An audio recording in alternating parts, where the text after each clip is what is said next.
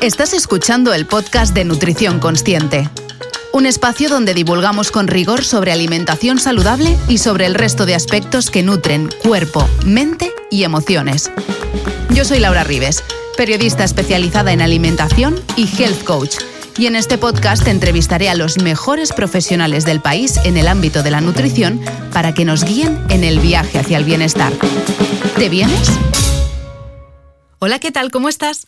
Si te gustaría incorporar más vegetales y menos animales a tu dieta, no te pierdas el capítulo de hoy sobre veganismo.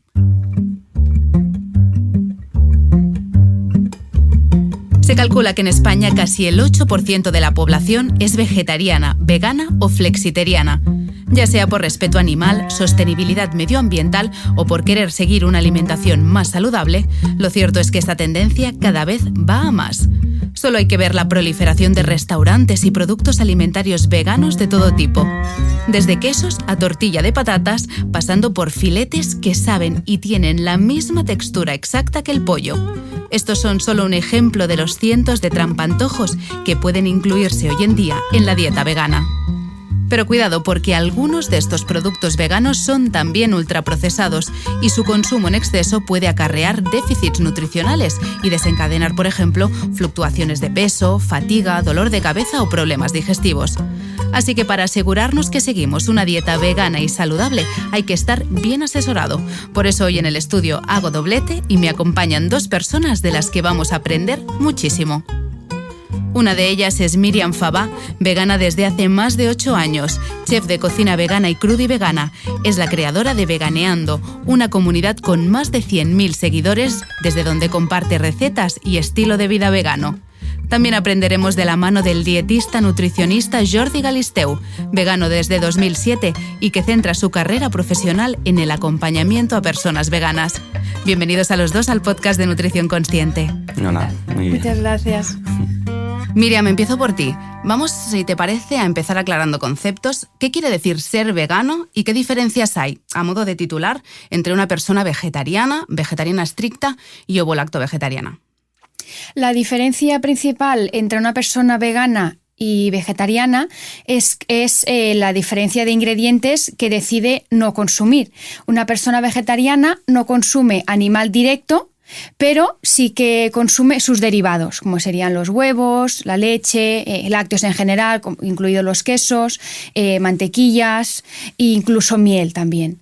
Y luego la persona vegana, además de no consumir nada de origen animal directo ni indirecto, va más allá y tampoco utiliza ningún producto que haya sido testado o que contenga esos productos de origen animal, ¿no? Pues por ejemplo, en ropa pues sería el cuero, sería la lana, sería la seda, entre otros. Básicamente son esas las diferencias. Entonces entiendo que el veganismo va más allá solo de la dieta, sino que es que se podría considerar una opción política o un estilo de vida. Sí, nosotros lo defendemos como estilo de vida, como filosofía de vida, ¿no? Que es minimizar al máximo todo lo que podamos el impacto hacia los animales y por tanto también al medio ambiente. Miriam, comentaba en la introducción que hay quien se inicia en esta forma de vida por respeto animal, otros por respeto medioambiental y otros también atraídos por el intentar llevar una dieta más saludable. ¿Qué es lo que te llevó a ti hacia el veganismo? A mí inicialmente fue los animales, el descubrir la explotación a la que están sometidos, ¿no? El abuso, maltrato y luego, claro, el asesinato, ¿no? Para poder consumirlos. Básicamente fue eso. Luego ya fui descubriendo que también tenía beneficios a nivel medioambiental y también en la salud. En tu página web veganeando.com he leído que te iniciaste en el mundo de la alimentación vegetal primero como vegetariana y después hiciste la transición a vegana. ¿En este camino te acompañó algún profesional sanitario? Pues lamentablemente no. Digo lamentable porque a día de hoy me parece que es indispensable. Si volviese a empezar, obviamente contaría con Jordi seguramente. Lo que pasa es que en ese momento pues estaba todavía muy inicial el tema y fue algo como una experimentación personal que empecé a probar y bueno, pues eso, conocí al mismo tiempo que conocí lo que había detrás de mi plato, descubrí el vegetarianismo, ¿no? Hace ya 15 años prácticamente.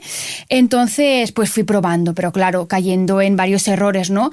Comunes comunes que son pues sustituir mal, ¿no?, el origen animal por los ingredientes de origen vegetal, que serían los más adecuados.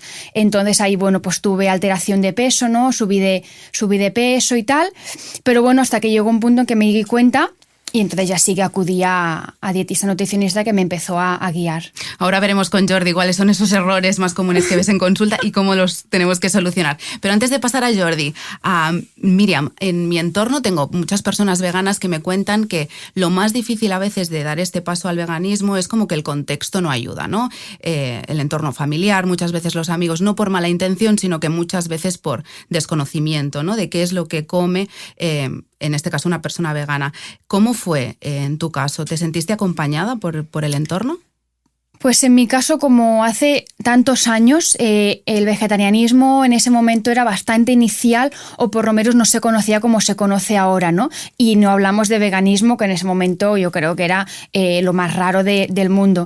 Entonces, inicialmente me costó que mi familia y mi entorno pues se hicieran la idea, ¿no?, de que no iba a consumir más origen animal, y a la hora de ir a restaurantes que no tenían opciones. Lo que pasa es que afortunadamente a día de hoy eso ha cambiado muchísimo, y prácticamente en todos los restaurantes hay alguna opción vegetariana seguro, vegana igual es un poco más raro, pero hablando con ellos o llamándoles con antelación así te lo pueden arreglar, y es muy fácil. A día de hoy no hay excusa. O sea que quien lo quiera hacer puede, sí, y adelante. Exacto. Como nos ha explicado Míriam, ya sabemos que ser vegano es mucho más que no comer nada que provenga de los animales, pero este capítulo vamos a centrarlo en la parte dietética de ser vegano. Jordi, la pregunta a ti como nutricionista es obligada. ¿Se puede tener una alimentación vegana y que sea saludable? Sí, es perfectamente compatible la alimentación vegana con tu salud, siempre y cuando se haga correctamente y esté bien planificada, porque si no, como cualquier otra alimentación, si no se hace bien, que de hecho es lo que pasa hoy en día, me refiero a la alimentación convencional, que la gente no la hace bien, pues no es bueno para la salud, pero si se hace bien, sí, ningún problema.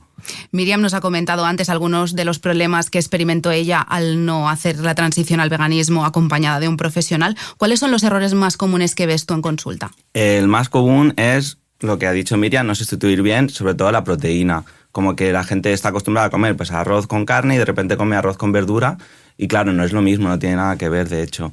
Entonces es importante que la gente sea consciente de que si la proteína es importante, es un nutriente que es esencial, y el problema es que por internet, cuando pones a buscar, parece que como es muy fácil, que la proteína está en todas partes, que es una verdad a medias, ¿no? Sí que hay proteína en muchos alimentos de origen vegetal, pero luego hay que ver la composición de esa proteína, ¿vale?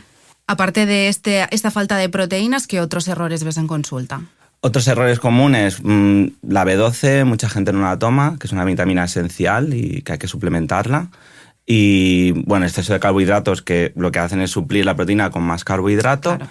Y muchas veces, bueno, verdura casi siempre sí que se come suficiente, porque sí que se aumenta, pero hay veces que no. Bueno, pero lo más común yo diría que es la proteína, y que eso conlleva, como ha dicho Míriam, aumento de peso muchas veces, pero a veces el efecto contrario, que es una pérdida de peso, porque hay una pérdida de masa muscular, la cual es muy importante para una buena salud.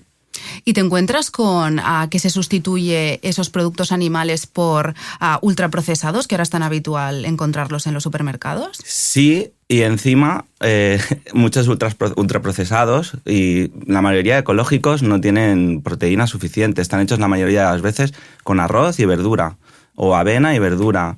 Y es que ni siquiera sustituye la proteína. Hay otros que sí, los que son como más procesados, que parece a simple vista más procesado, pero por lo menos sí que tienen proteína. Pero claro, la solución es esa, la solución sería ir a alimentos pues proteicos como el tofu, el tempeh, claro, seitán, para quien no sea intolerante al gluten o celíaco. Entonces, dejar claro que no es lo mismo sustituir una hamburguesa, por ejemplo, de ternera por una hamburguesa vegetal, porque nutricionalmente no tienen nada que ver. Muchas veces no, y mucho menos por un rinconcito de garbanzos, que es lo que hace mucha gente. El garbanzo tiene proteína, pero no igual que la carne. Tiene mucha menos, realmente, cuando la cocinas. Cuando la cocinas aumenta mucho. Jordi, ¿cuáles son los síntomas o señales que nos alertan a que algo no está bien en nuestra dieta y que no podemos estar sufriendo un déficit nutricional? Uno de ellos puede ser el cansancio, que bueno, puede deberse por muchos motivos, incluso por falta de proteína a largo plazo. Y el problema es que la gente lo que suele hacer es hacerse una analítica como control. Pero realmente en una analítica, primero, el médico no lo mira todo, Y segundo, hay cosas que no se ven en una analítica. Por ejemplo, la falta de proteína, ¿vale? Entonces, el cansancio suele ser un denominador común, que puede ser por hierro, puede ser por B12, puede ser por falta de proteínas, como he dicho. Pero básicamente yo diría que es eso, cansancio o pérdida de peso, masa muscular. Debilidad también, entiendo. Debilidad, exacto, sí. ¿Y malas digestiones? Malas digestiones también podría ser, también por falta de proteína, exceso de carbohidratos se puede dar. Y el problema principal yo creo es eso, que son síntomas, signos que pueden tardar mucho en aparecer. Por ejemplo, el de B12, tú puedes estar mucho tiempo sin tomar B12 y cuando aparecen los síntomas puede que ya sea incluso tarde y tener problemas irreversibles. Incluso, o sea, hay casos que han perdido vista. Parte de la vista. Porque digamos que la B12, las reservas aguantan un tiempo, ¿no? En el cuerpo. Exacto, aguanta un tiempo y depende de cada persona, tiene una reserva diferente y una gestión diferente de la B12 y claro, no se puede generalizar. Hay gente que en 2 meses ya puede tener problemas de B12 y gente que igual tarda 2 años. Lo de notar que te falta B12 puede tardar incluso más.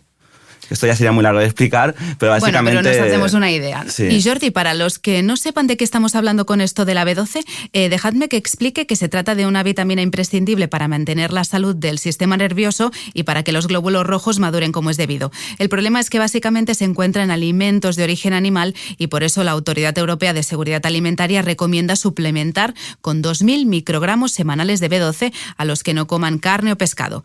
Generalmente los veganos tienen claro que es una vitamina indispensable, pero en el caso de las personas que consuman huevos y lácteos, ¿también es necesaria esta suplementación con B12 o es suficiente si toman alimentos que estén ya fortificados como por ejemplo bebidas vegetales o yogures? Por seguridad, tanto vegetarianos o lactovegetarianos vaya, o flexitarianos incluso, si comen solo carne o pescado una vez a la semana, también. Porque es muy complicado llegar a las necesidades de B12 solo con la alimentación vegetariana, vaya. Tendrías que comer muchos huevos y muchos lácteos, la mayoría de gente no lo hace, incluso habría que comerlo en 2 comidas o 3 diferentes. Entonces, por seguridad, como cada caso es muy diferente, por seguridad, así de modo general, sí. No pasa nada, ¿no? Si te excedes en cantidad de B12. No, con las cantidades que se recomiendan de suplementación no sería un problema. ¿Y hay alguna forma de escoger nuestra vitamina B12 que sea más segura que otra? Sí, hasta el momento es mejor siempre comprar cianocobalamina en vez de la otra que se encuentra más, que se llama metilcobalamina, simplemente porque la cianocobalamina está muchísimo más estudiada. Los estudios de dosificación, o sea, de cantidades recomendadas, se hacen con cianocobalamina y es más estable a temperatura, a luz y demás. Entonces, de momento es la opción más segura, que no quiere decir que en un futuro también se pueda hacer con otro tipo de B12, pero de momento mejor cianocobalamina. ¿Y hay que comerla con algunos alimentos para que se absorba mejor esta B12? No. Lo mejor con la B12 es tomarla cuando te acuerdes. O sea, porque los cambios de absorción no son tan importantes y al final, por esperar a hacerlo cuando mejor se absorbe, al final te olvidas, ¿no? Y entonces siempre decimos que el mejor momento de la B12 es cuando te acuerdes. En cualquier caso, ¿es una vez al día, una vez a la semana? Depende. Puede ser cada día. Más que de la marca, depende de lo que le vaya mejor al paciente, ¿vale? O a la persona. Si le va mejor hacerla a diario, hay una opción de hacerla a diario, pero las cantidades cambian cuando es 2, 3 veces a la semana o una vez a la semana, sería mucha más cantidad. O sea, cambia mucho, pero sería o una vez a la semana, o 2, o 3, o cada día. Ok. ¿Y es necesario suplementarse con alguna otra vitamina aparte de B12? ¿Hay algunos nutricionistas que recomiendan vitamina D? Así específicamente para veganos no, pero para la población en general sí. Eso quiere decir los que comen carne también. Que se da vitamina D por falta de sol, porque hoy, aparte de falta de sol en invierno, hoy en día por el ritmo de vida que llevamos no nos da el sol lo suficiente y la vitamina D la tiene que tomar la gran mayoría de la población, al menos española. Y luego el omega 3, un tipo de omega 3 que se llama DHA, no está del todo claro.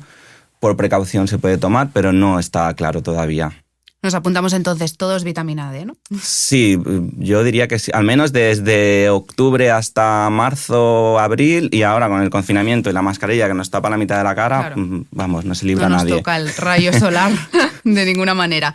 Jordi, vamos a volver un momento a las proteínas, en tanto que es como el principal problema de las personas que pasan a llevar una dieta vegana. Vamos a dejar claro, ¿cuáles son buenas fuentes de proteína vegetal? Vale, buenas fuentes de proteína vegetal, así concentradas sería todos los derivados de la soja, o sea, tofu, tempeh, Luego incluso leche de soja y yogur de soja. El edamame también estaría bien, pero bueno, ya es menos concentrada. El seitán para quien no sea celíaco. Y luego las legumbres. Pero es lo que he dicho antes, que las legumbres son fuente de proteína, pero no hay que olvidarse que en proporción el volumen de legumbre que tienes que comer, si solo comieras legumbre como proteína, sería mucho más elevado que con el tofu, por ejemplo. ¿Y qué hay? ¿Qué quiere decir exactamente esto de una proteína completa y cuáles lo son? Vale, mira, la proteína completa realmente no es tan importante que se le da mucho bombo, ¿vale? Proteína completa es que tiene los aminoácidos en una proporción que se asemeja a la proteína que tenemos nosotros en el cuerpo, ¿vale? Pero eso no es tan importante en sí, lo importante es durante el día aportar una proporción de aminoácidos esenciales que necesitamos y eso se va consiguiendo durante el día. Sí que es importante comer los alimentos que he dicho antes para llegar a esas necesidades de aminoácidos, porque con otros alimentos, por ejemplo con el arroz, solamente con arroz y verdura sería prácticamente imposible llegar al 100% de la proteína y de los aminoácidos esenciales. Quizás si pones proteína de arroz concentrada, algunas semillas concretas y demás, se podría llegar, pero sería muchísimo más complicado que con los alimentos que he dicho anteriormente. Entonces lo de las lentejas con arroz es un mito, ¿no? Tendrás que comer en la misma comida. No sí, eso viene es una creencia de los años 70, y ya en los años 90, imagínate, ya hace casi 30 años, se descubrió que no hace falta, que tenemos un pool de aminoácidos que se llama, o sea, como una reserva, entonces el cuerpo va cogiendo lo que va necesitando. Ha quedado clarísimo. Sí. Y Jordi, solo una duda más, y dejamos el tema de las proteínas. ¿Para no tener déficit es indispensable comer proteínas en todas las comidas del día? Yo creo que eso sería lo ideal, aunque la mayoría de la gente acaba comiendo solo proteína o en la comida o en la cena. Al menos comida y cena, una buena cantidad de proteína. Y luego en el desayuno, pues claro, si se añade leche de soja, pues es una buena opción, o yogur de soja. Y luego frutos secos, que no lo he dicho antes con proteína, pero también tienen proteína. Y también se podría hacer tanto media mañana o merienda si se hace. Ahora nos comentabas que la fuente por excelencia para los veganos de proteínas es la soja, pero la verdad es que también está un poco demonizada. Hay algunos dietistas nutricionistas que recomiendan moderar el consumo de soja porque argumentan que los occidentales no tenemos las enzimas digestivas para digerirla correctamente, y también hay quien dice que las mujeres, sobre todo las que tengan reglas dolorosas o problemas hormonales, también deberían moderar su consumo. ¿Qué hay de cierto en todo esto? A ver, realmente lo primero que tendríamos que preguntar es de dónde viene esa información y de dónde la han sacado y en qué se basan. La mayoría de estos estudios en los que se basan, si es que se basan en estudios, están hechos en ratas de laboratorio. No les dan soja, les dan las isoflavonas, que es el componente que siempre se estudia, en polvo y concentradas. Es normal que le pase algo a una ratita, ¿vale? Primero se hace con una ratita, no con un humano, pero bueno, es normal que le pase. Si eso se hiciera con cualquier otro alimento, concentrar una molécula y dárselas le pasaría igual. Hay otros alimentos que tienen fitoestrógenos, como por ejemplo el lino, y es súper saludable. Entonces, a mí me gusta hacer una analogía, que la voy a hacer para que se entienda. Por ejemplo, el té verde, no hay ninguna duda, tú buscas por internet té verde y nunca vas a encontrar, o es muy difícil que encuentres, que no es bueno para la salud. Que yo no diga que sea malo para la salud, ¿eh? Pero ahora yo cojo una molécula del té verde, la concentro, hago un polvo, cojo una cucharada sopera, la pongo en un vaso de agua y se lo doy, no a una ratita, sino a un humano, y es muy probable que esa persona le dé un paro cardíaco. Y ahora yo cojo y digo, el té verde causa paro cardíaco. Claro. Y lo puedo decir. Y eso es lo que hacen con la soja. Concentran una molécula y luego hacen cualquier experimento encima con ratas. Entonces, realmente los estudios en humanos siempre es o neutro o favorable, tanto para cáncer de mama o para cualquier otro tipo de cáncer. Para la mujer no hay ningún problema. De hecho, es que le puede ayudar a largo plazo. Sobre todo se ha visto que cuando se consume soja desde una edad así temprana, en plan desde la niñez, pues luego está más protegida a nivel, o sea, cuando eres adulta. Así que podemos comer soja de manera sin normal ningún problema, y sin problemas. No hay ningún problema. Luego la gente no se preocupa cuando desayuna leche de avena con copos de avena, merienda, tortillas de avena, y eso no es un problema. Y si con la soja es igual, puedes comer soja para comer, para cenar y para desayunar. De hecho, ya hay un experimento que se está haciendo en vivo, que son los japoneses. Comen soja para comer, para cenar y para desayunar. Y están perfectos, no les pasa nada. Venga, pues desmentido este mito también. Miriam, me gustaría hablar contigo de los ultraprocesados que han proliferado ahora tanto en los supermercados, ¿no? Que la industria alimentaria se ha dado cuenta de que esto es una tendencia al alza y ahí se ha puesto ahí a fabricar. Y ahora tenemos opciones de todo tipo. Pero me gustaría ver contigo que no todo lo que viene envasado es malo. Así que yo te voy a decir una lista de alimentos procesados que encontramos en el supermercado para veganos y tú me dices si son saludables o no, ¿vale? Vale. Venga. El tofu. El tofu muy saludable. Es muy saludable. Aquí podemos comer, no hay problema. Perfectamente. ¿Y qué me decís de la soja texturizada? Porque a mí que venga en ese formato a veces me genera como un poco de duda porque lo veo como si fuese muy ultraprocesado, pero me parece que no, ¿no?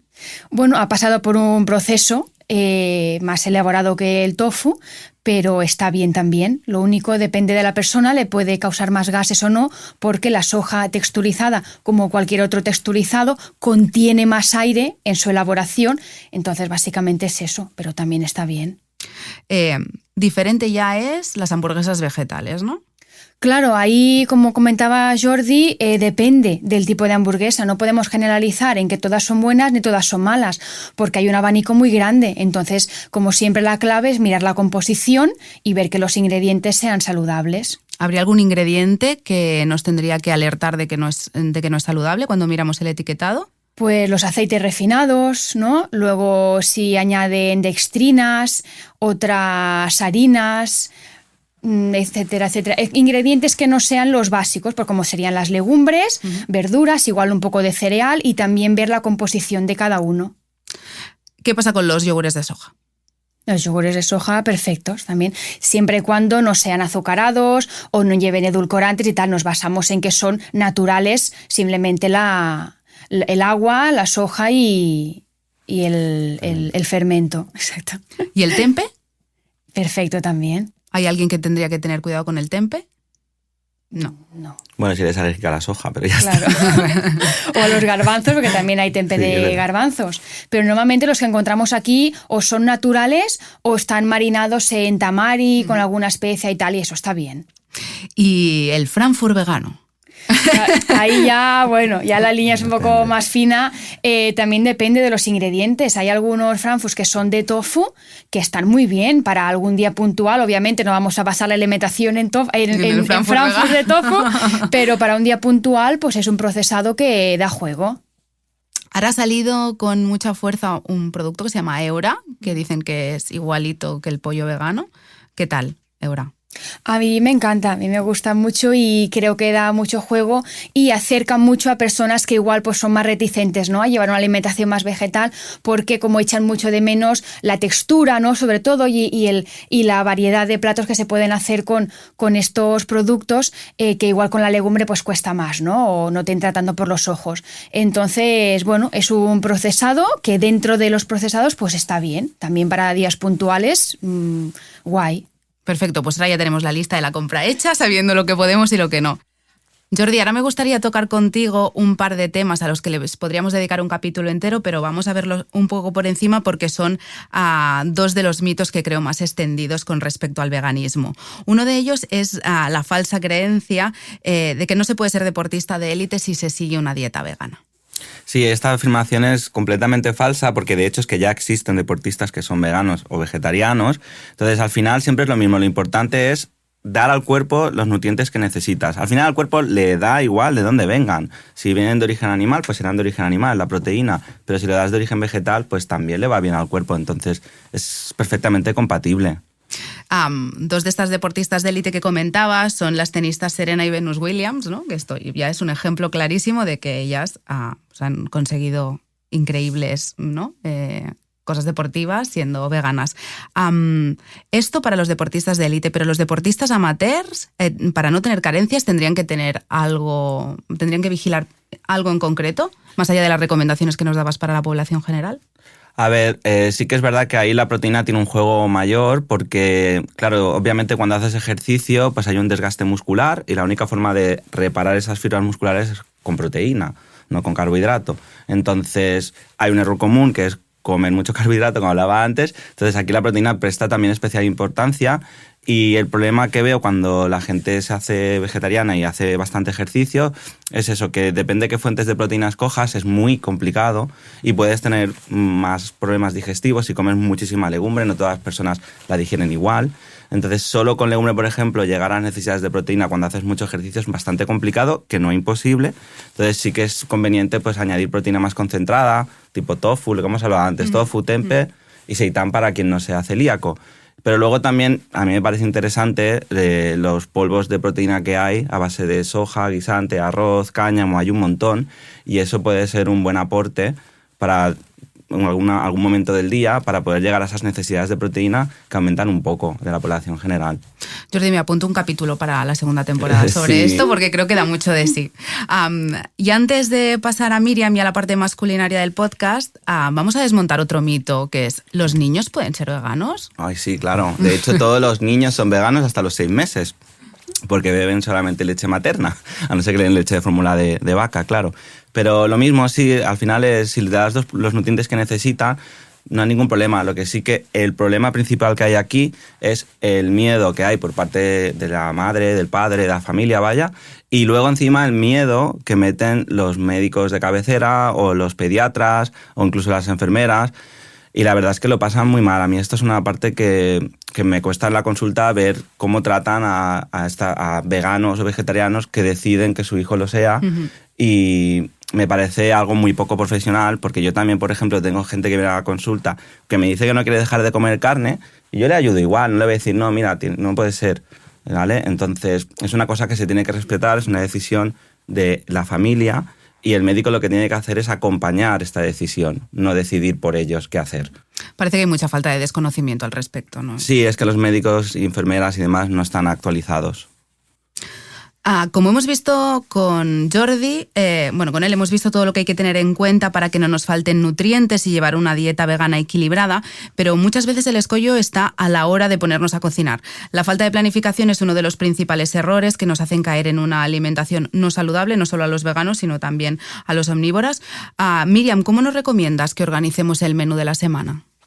Pues hay una tendencia que ahora ya está bajando un poco, pero el año pasado y así estaba a tope, que es el batch cooking, ¿no? Que es una palabra muy moderna, pero no significa más que en un momento del día cocinar para el resto de la semana, ¿no? Que es un poco pues lo que hacían las abuelas y las madres, ¿no? El fin de semana pues igual preparar un poquito de ingredientes para durante la semana pues ir tirando y no tener que cocinar tanto rato. Entonces, bueno, mi recomendación es tener una buena cantidad de tuppers en casa, de vidrio a poder ser, mejor que plástico siempre. Y entonces, pues bueno, preparar un poquito tuppers variados, pues algunos con cereales, otros con legumbres. Si se decide comprar la legumbre ya hecha, pues perfecto, porque está genial también ya tenerla hecha. Luego igual preparar también algún salteado de verduritas, ya tener un poco la base hecha. Si quieres, pues ya igual ir más allá y preparar un guiso, ¿no? Juntando esa verdura con la legumbre y luego el extra de cereal, por ejemplo, se puede dejar preparado. Luego tener verduritas ya pues igual al vapor o hervidas, o unas patatas, boniatos, calabaza al horno, también tenerlos listos. Es completar un poco la nevera y entonces durante la semana pues ir juntando. ¿Cuáles son esos alimentos que no pueden faltar en tu lista de la compra semanalmente? Pues el tofu es el primero, es indispensable. O sea, yo sin tofu no soy nadie. Y más como comentaba Jordi, que llevo una alimentación alta en proteínas, porque hago mucho deporte, entonces es súper importante el aporte proteico. Luego las legumbres también, no faltan nunca. Depende de la semana, las compro hechas o depende si tengo más tiempo o así, pues las hiervo en casa.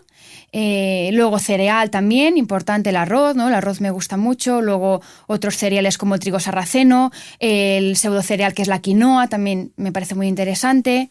Y luego, por supuesto, las hojas verdes, frutas, verduras frescas, que siempre son básico en la cocina. Pero Míriam, es que el tofu es muy soso. Seguro que te lo dicen. Me lo dicen cada día, varias veces, y de hecho estamos ahí trabajando en cambiar eso, ¿no? Es uno de mis objetivos con Veganeando, que es hacer llegar a la población en general que el tofu es como una esponja que absorbe todo lo que le des. O sea, realmente si es soso es porque no está sabiendo cocinarlo bien, porque al tofu le encanta que le des sabor y que le des texturas y demás. ¿A través de qué? ¿De marinados, por ejemplo? Sí, por ejemplo, el marinado es una opción muy fácil. Te doy un ejemplo con un poquito de salsa de soja o tamari, ¿no? Que es la salsa de soja que está fermentada sin trigo, por tanto es libre de gluten, por si alguien tuviese intolerancia. Luego, pues un chorrito de aceite, ¿no? También la parte grasa, y luego ya especias al gusto, pues hierbas mediterráneas, orégano, perejil, tomillo, romero, un poquito de ajo, un poquito de pimienta, o incluso curry, ¿no? Si queremos irnos un poquito más exóticos, garam masala. infinitas opciones. Además es muy versátil también en cuanto a cocciones, ¿no? Porque se podría hacer, no sé, a la plancha. ¿Qué otras opciones? ¿Rebozados? Claro, perfectamente. El rebozado igual ya sería un poco para días más puntuales, para no añadir mucha grasa y demás, pero luego al horno también queda genial. Luego cambiando el corte, ¿no? Podemos hacerlo a daditos para hacer un salteado. Podemos picarlo bien con un tenedor para hacer como un revoltillo, ¿no? Con un poquito de cúrcuma, con un poquito de la sal negra Kalanamak, que da ese saborcito así como de huevo. Es como si tú estuvieras comiendo un revoltillo, ¿no? De origen animal con huevo. Entonces es muy versátil. Mucho. Ay, me estás haciendo salivar ya, Miriam, con todo esto que me...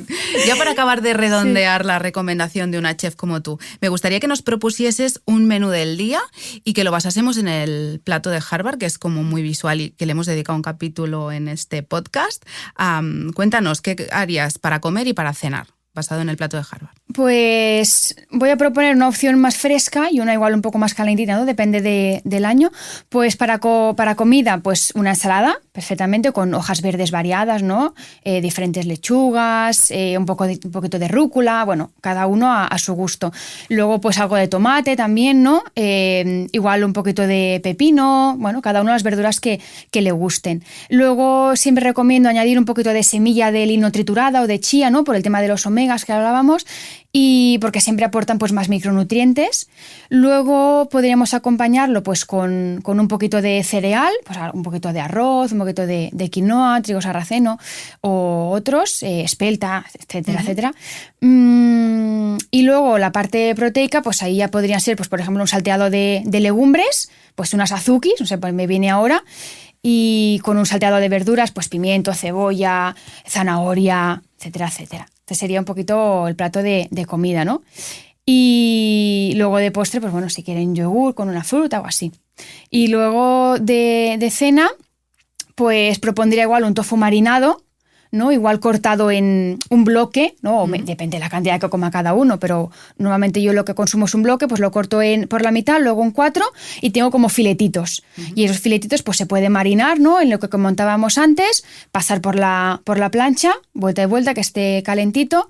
Y luego, pues para proponer una opción caliente, pues una crema de verduras, con todas las verduras que se quieran, pues yo qué sé, puerro, calabaza, ¿qué más? Calabacín, también queda muy, muy bien, una crema de verduritas, a la que se le puede añadir un extra de proteína, acabando de triturarla con un chorrito de bebida de soja, que le da más cremosidad y un poco más de proteína, ¿no? Me lo apunto, que no lo conocía. Sí, un extra en lugar de utilizar natas, mantequillas o margarinas y demás, pues acabamos con un poquito de la bebida vegetal.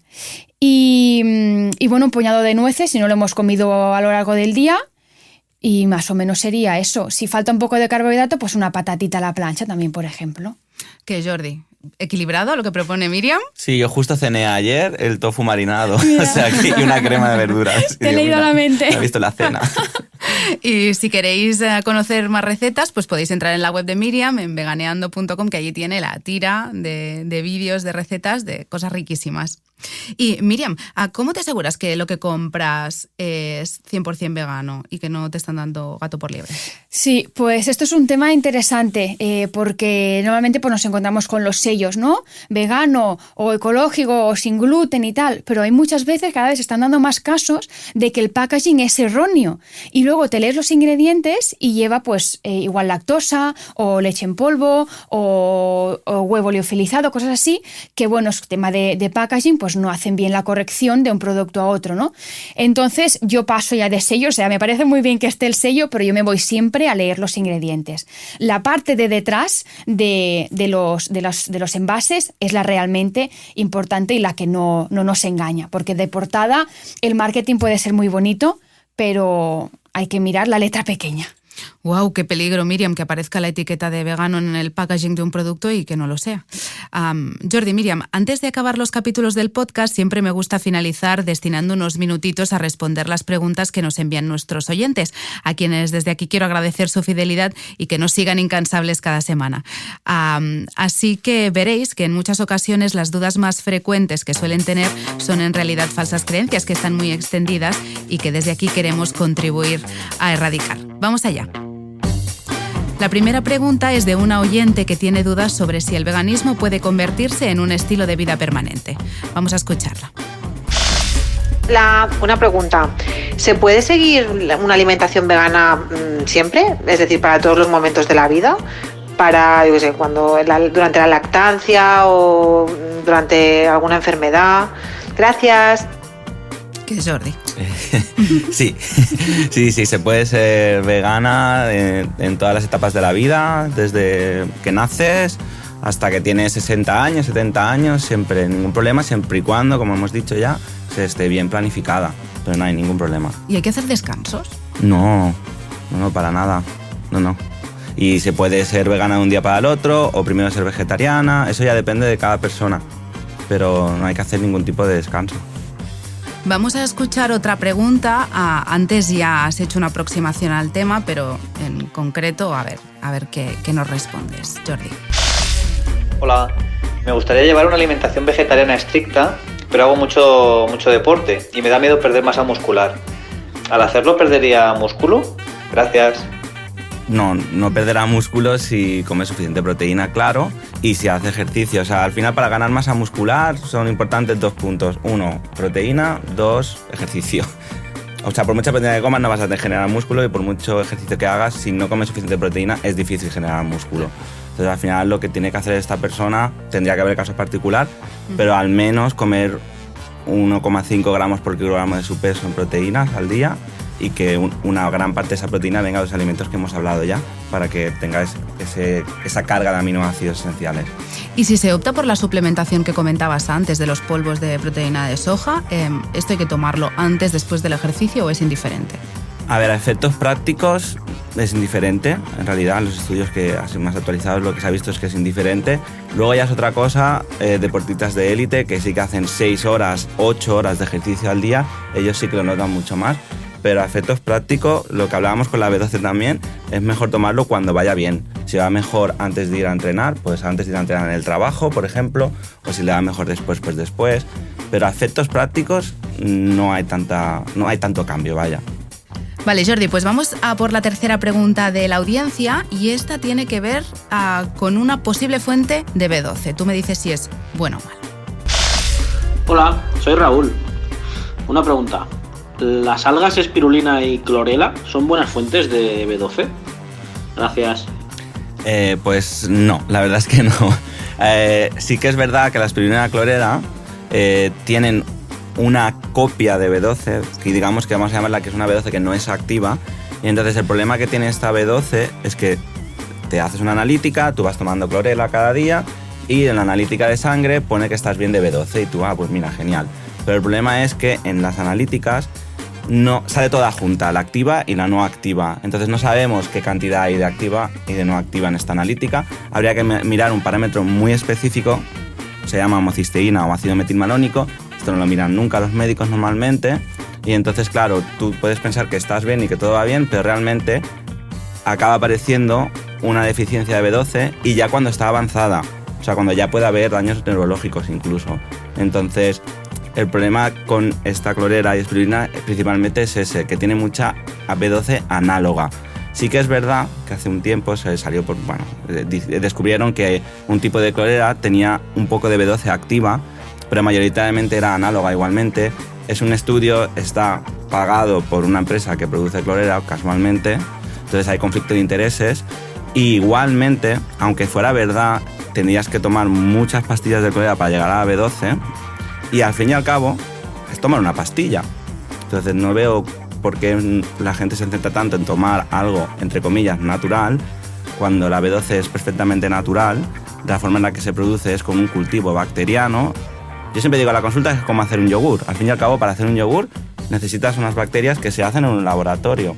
Al fin y al cabo, el yogur, si la B12 no es natural, el yogur tampoco. Uh-huh. Bueno, yo creo que aquí, ¿no?, lo que pasa es que hay la creencia esta de que es mejor lo natural a lo artificial y se ve como la pastilla como algo artificial. Y yo creo que la duda viene por ahí. Sí, pero bueno, es que al fin y al cabo el ser humano hoy en día es lo más antinatural que hay en este planeta, ¿no? Con lo cual al menos ser práctico, ¿no? Sí. Y si hay la pastillita que te la tomas y te puedes olvidar, pues genial. Vamos a la última pregunta de la audiencia de este apartado de falsos mitos. Vamos a ver. Hola, buenas. Dicen que la quinoa es bastante proteica, pero ¿realmente equivale a comer un plato de carne o pescado? Muchas gracias. Hay mucho lío, con la quinoa. Sí, porque pues por lo de la proteína completa y todo esto, que claro, proteína completa, parece que tenga mucha proteína. Claro, aquí hay que separar. Una cosa es que la calidad de la proteína sea buena y sea interesante, como por ejemplo la quinoa tiene una buena calidad de proteína. Luego hay que ver la cantidad, la proporción de proteína que tiene ese alimento. Y la quinoa la verdad que no es muy elevada, ¿vale? Para llegar a 20 gramos de proteína con la quinoa, te tienes que comer, si no recuerdo mal, 2 vasos y medio de quinoa ya hervida. O sea, un vaso tiene 8 gramos, ¿vale? Sin embargo, con 80 gramos, 100 gramos, perdón, de eura, que hemos hablado antes, o de tempe o de seitán, ya llegas, ¿vale? Entonces, no la contamos como fuente de proteína porque no es concentrada, pero sí tiene proteína, obviamente. El trigo también tiene proteína. Entonces, siempre hay que separar la calidad con la cantidad. Por ejemplo, la espinaca tiene una buena calidad de proteína, pero poca cantidad. Tienes que comerte kilos de espinacas para llegar a 20 gramos. Claro. Yo creo que esto es lo que confunde muchas veces a la población, ¿no? General, que no tienen conocimientos de nutrición, que se confunden los conceptos, ¿no? Que es un hidrato de carbono, que es una proteína. Parece que un alimento sea o una cosa u otra, ¿no? Claro, es que la quinoa tiene eso, unos 13, 14, entre 13 y 15 ponle gramos de proteína por cada 100 gramos en seco, ¿vale? Pero tiene unos 65 gramos de carbohidrato. Sin embargo, el tofu tiene unos 15 de media por cada 100 gramos y solamente 1 gramo de carbohidrato. Es que es muy diferente. Claro, cambia radicalmente. Pues muchísimas gracias a los dos, Jordi Galisteu y Míriam Fabá, por haber venido hoy al podcast de Nutrición Consciente y haber compartido un pedacito de vuestros conocimientos con nosotros. Un placer, muchas gracias. Sí, un placer, gracias. Y vosotros que estáis al otro lado, si queréis más inspiración de recetas veganas, no dudéis en entrar en veganeando.com, donde Míriam tiene infinidad de vídeos con platos súper fáciles de hacer y riquísimos. Y si lo que buscáis es asesoramiento nutricional, el Centro de Jordi, nutricionistas veganos, os acompañará en el proceso de seguir una dieta vegana saludable. Ya sabéis que podéis seguir todas las novedades del podcast en el Instagram Nutrición Consciente BCN. Nos volvemos a escuchar en 7 días.